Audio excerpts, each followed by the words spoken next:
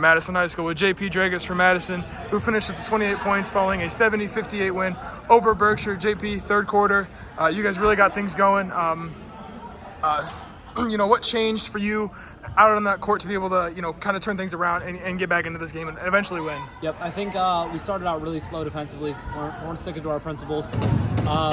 And then offensively, we also just weren't pushing the ball, and we couldn't get into our sets, and we were forcing a lot of stuff. So coming out in the second half, we had to obviously up the tempo, started off with getting stops, and the defense fueled our offense, and then I was able to get out in transition. And then after a while, we put Berkshire on their heels, and then the corner three is open, and everything kind of spaces out. And once we got back to playing our brand of basketball, the scoring is a little easier. So I want you to talk about the other guys. Seth Negan hit three-pointers in that third quarter. Max Steele, everybody really contributed to this game.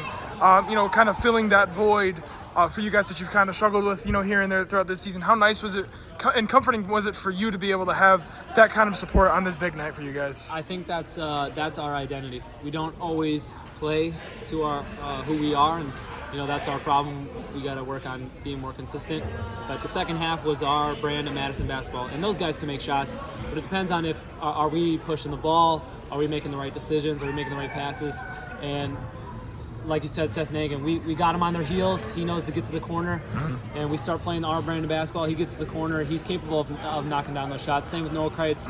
So when we do our job, and then it opens up the floor, they're going to follow through, do their job, and then they got to make a decision. And Max, our primary ball handler, when he comes in, and he does his job. And so, can you talk about that fourth quarter? You guys were able to shut the door on Berkshire and eventually push that. There was like a 5-point lead out to 12 to win the game. What did you guys really talk about between the third and fourth quarter to be able to go out there and close the door on Berkshire? Once again, we weren't sticking to our defensive principles, helping in on post touches when we matched up fine. A couple offensive rebounds, some breakdowns where they got just easy threes. And so the breakdown, we talked about just no more easy buckets. Contested shots, and they couldn't make the contested shots.